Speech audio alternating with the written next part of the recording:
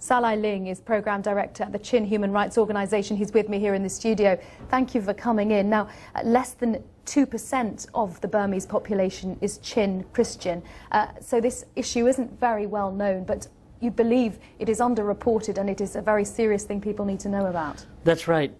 Despite there being decades-long violations, especially violations of religious freedom of the Chin Christians, there's been a little awareness about this issue.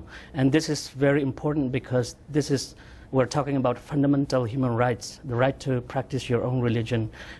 And this has been violated by the successive Burmese government. And unfortunately, the current reform in Burma hasn't have any impact in terms of religious freedom. That's interesting. I mean, you use a very strong word in your report, persecution. And what exactly do you say is happening to Chin Christians? Well, the violations of religious freedom has manifested in different forms over the last many years. Destruction of crosses, destruction of churches, the authorities not allowing Christians to renovate or construct churches while they're actively promoting Buddhism at the expense of other religion.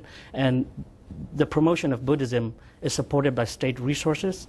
And we're saying persecution also because during the course of our research into this issue, we found out that the government has an active program where children of Christian families are recruited to study in residential schools outside of the normal school system, where they are being forced to convert, not allowed to practice Christianity, sometimes asked to shave their heads, wear monks and nuns' robes, and eventually asked to become Buddhist, often with the threat of military conscription.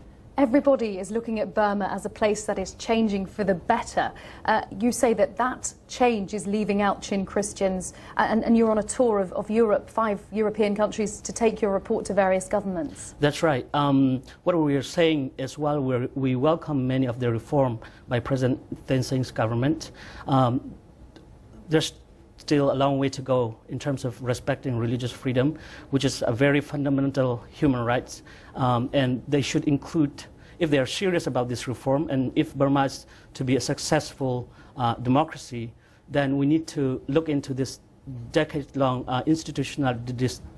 institutionalized discrimination against the country's ethnic and religious minorities. Salai Ling, thank you very much indeed, Programme Director at the Chin Human Rights Organisation. Thank you for coming in on The Hub.